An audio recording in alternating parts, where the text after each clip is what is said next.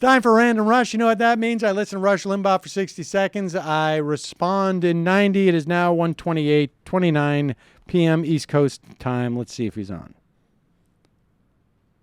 IU's got to expand its numbers in the private sector. It's got to unionize the fast food market. It's got to show these people who have never needed a union before that somehow the union is needed, because they got to boost their numbers. I mean, that again, Dom, as I was saying earlier, that's the sheer irony of this. Let's say they're successful and they raise the minimum wage to $15 an hour for these people, assuming that they're suddenly not all unemployed. And we're only talking about 3-4% of the American public.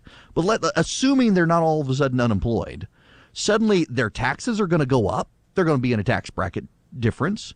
The fees and charges related to Obamacare are going to go up, because their income's going to go up. And suddenly they're going to be members of the union, and their union dues are going to come out, and they're going to probably wind up at a deficit from where they are right now. But the unions, of course, aren't going to point that out to any of them, because the unions are in this.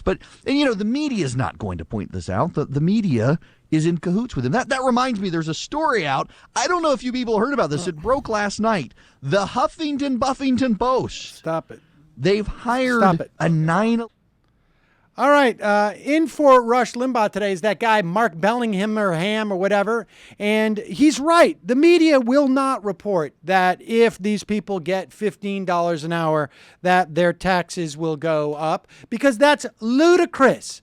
Yes, they will pay more in taxes, but their tax rate will not go up. $15 an hour doesn't push you up into a new tax bracket. Moron who knows nothing about marginal taxes in this country. $15 an hour also will not change what goes on with Obamacare. It won't push you out of 133% of poverty. You moron who knows nothing about Obamacare.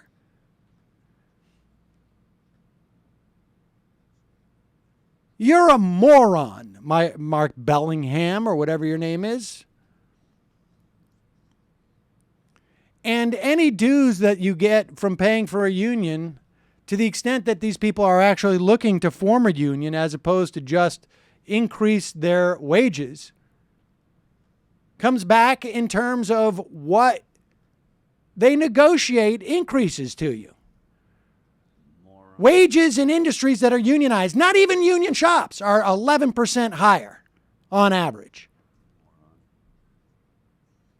And of course, we also know that productivity is not one-to-one in terms of pay in these restaurants. So the idea that anybody's going to lose their job is a joke. People lose their job if there's no demand. Moron. Mark Bellingham or whatever your name is. All right, that's my time. What a testament to Rush's talent as a broadcaster, I have to say. Usually when it's a random Rush, there's so much more to work off of than these pale imitators. Indeed. Indeed.